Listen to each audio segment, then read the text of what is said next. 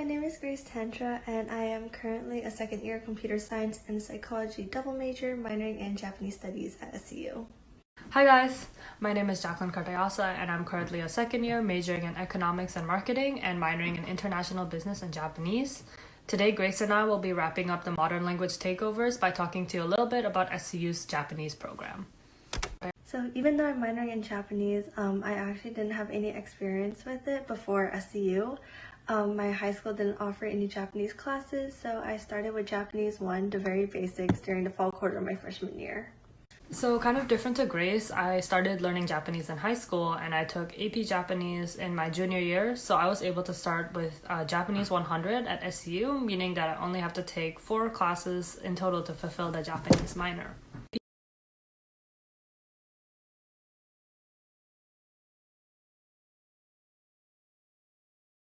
So I actually have this folder of everything that I learned during my freshman year.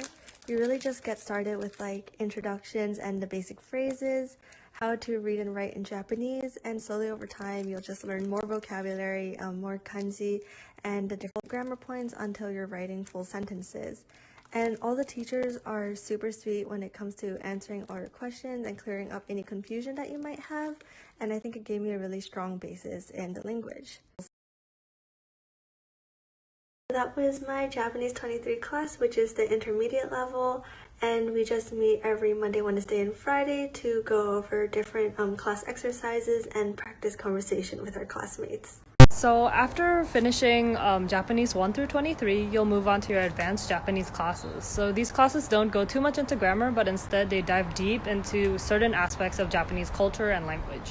So Japanese 100 was all about Japanese culture. Some of the topics included food, anime, historical culture, music, things like that.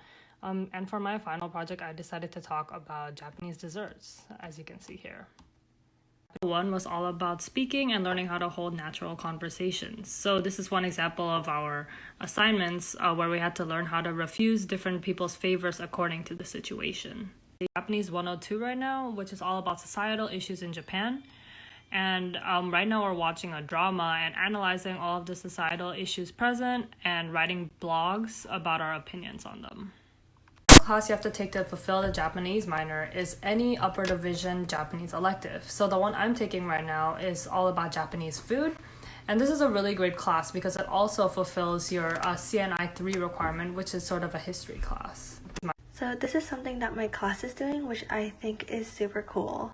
We're actually going to be talking to Japanese students from Waseda University, which is a private university in Tokyo, and we're going to be getting to practice our Japanese with them. They're practicing their English with us, and I think it's really great to have that real experience talking to people who are actually from Japan. Yeah, overall, even though starting from absolute zero in terms of knowledge was a lot of hard work, I really think that minoring in Japanese studies has been worthwhile so far, and I'm excited to see where my classes will go in the future. Thank you all for tuning into the language department's takeovers. As you can tell, we've all really enjoyed our language classes and would encourage you all to try one or more languages at SCU. Just as one final resource, if you're interested in languages as a whole or becoming a polyglot, I'd encourage you to check out the Language Learning Club at SCU, and you can check out their Instagram profile right here.